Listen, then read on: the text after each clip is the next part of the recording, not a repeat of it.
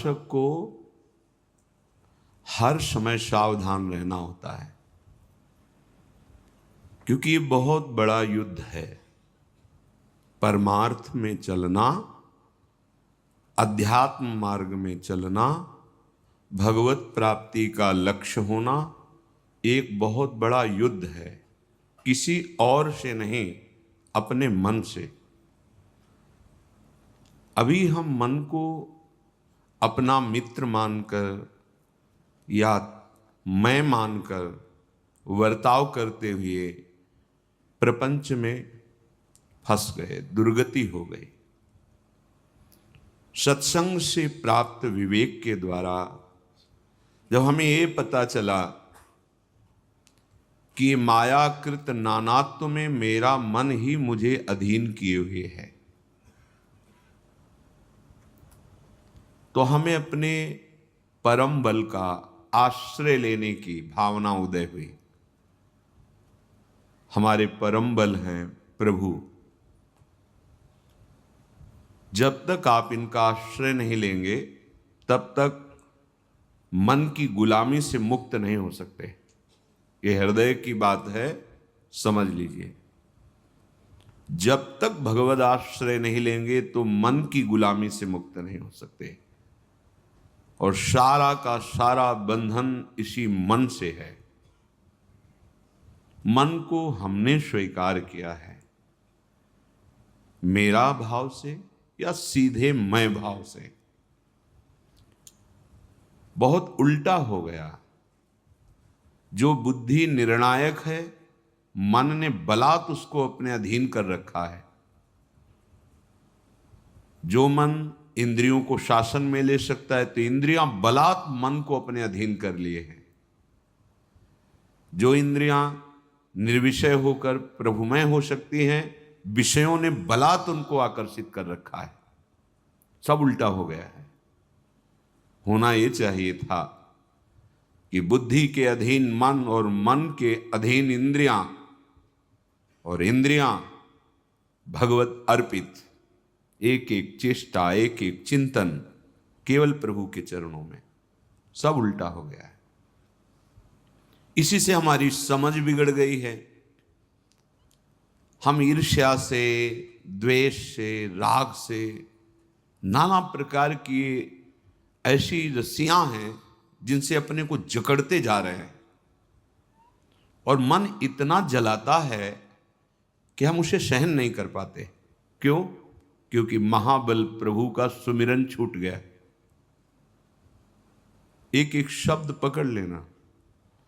जिस समय आप जल रहे होगे उस समय कोई वस्तु, व्यक्ति, स्थान आपके चिंतन में होगा जिसका संबंध राग या द्वेष से होगा। उस समय भगवत विस्मृति है। अगर उसमें भगवत भाव हो तो राग द्वेष नहीं रहेगा। राग द्वेष नहीं रहेगा तो हृदय जलेगा नहीं, हृदय अशांत नहीं होगा। सत्य विषय है, एक ही भगवान विविध रूपों में लीला कर रहा है। हमें बचना है राग और द्वेष से।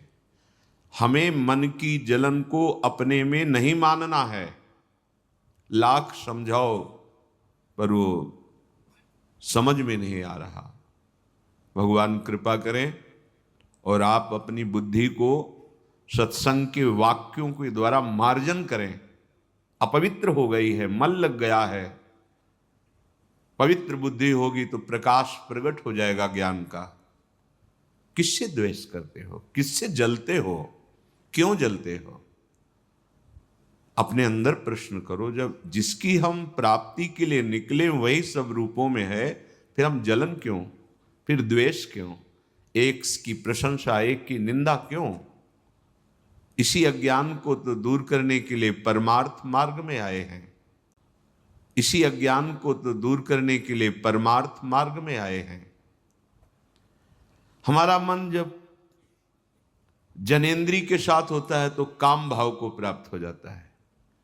नेतेंद्री के रूपासक्त होता है, मोह भाव को प्राप्त हो रहा है। एक एक इंद्री। उस समय आपका भजन कहां गया था? सत्य देखना, उस समय क्या आप प्रभु के चिंतन में थे? प्रभु का नाम चल रहा था? नहीं। फिर कैसे उपासक हो?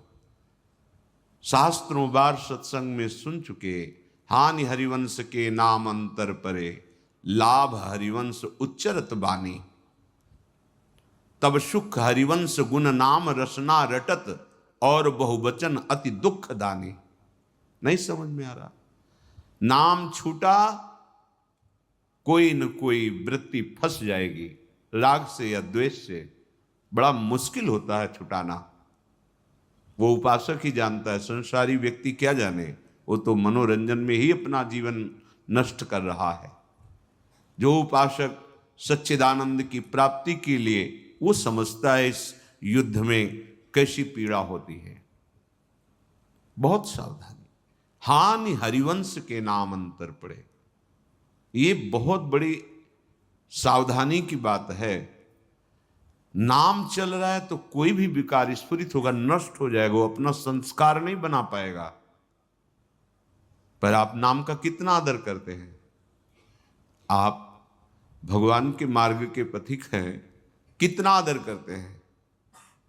अपने मान के बराबर या मान से अधिक? देख लीजिए तो पता चलेगा कि मान अधिक है, नाम छोटा है हमारे लिए।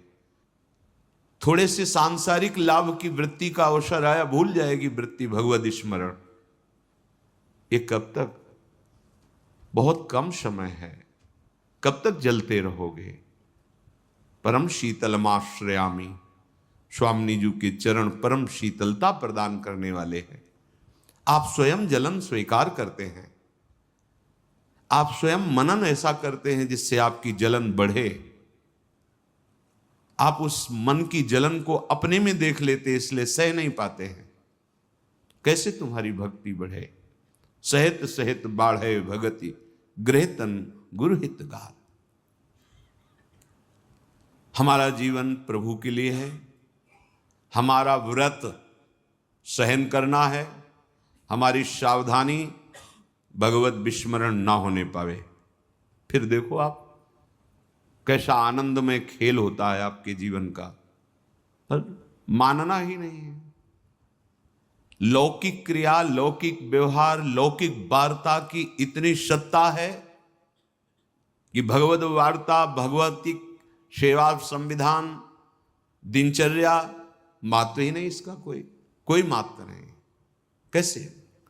कैसे हम अपने मन को भगवदाकार बना पाएंगे? सत्संग सुनते हैं, धाम आ गए हैं, फिर भी हम वही राग द्वेष की वृत्तियों में विचरण करते हैं। कुछ अच्छा, कुछ बुरा। ये हमारा विषय नहीं, अच्छा बुरा। हमारा विषय परमानंद में प्रभु जो ये छुपा छुपी का खेल खेल रहे हैं, उनको पहचानना, जड़ चैतन्य सब में अपने प्रभु की झांकी करने का भाव रखना। नाथ, आप दिखाई नहीं दे रहे हो, हमें वृक्ष दिखाई दे रहा है, पर आप हो इसमें, क्योंकि आपकी ही सत्ता से सत्तावान है। नाथ, ये व्यक्ति दिखाई दे रहा है, दुष्ट स्वभाव दिखाई दे रहा है, पर प्रभु आप ही हो इसके अंदर। साधक भावना में विचरता है, भावना सिद्ध होती है, वो सिद्ध हो जाता है। आपकी क्या भावना है? राग द्वेष की, काम क्रोध की? मन काम से पीड़ित है, आप सह नहीं पा रहे हैं। क्यों? आप तदात्म किए हैं, आप नाम छोड़ दिए हैं। आपके सामने व्यक्ति है, वस्तु है, स्थान है, इसलिए कामना आपको पीड़ित कर रही। अगर वहां भगवत भाव कर लेते, यही कामना भस्म हो जाती।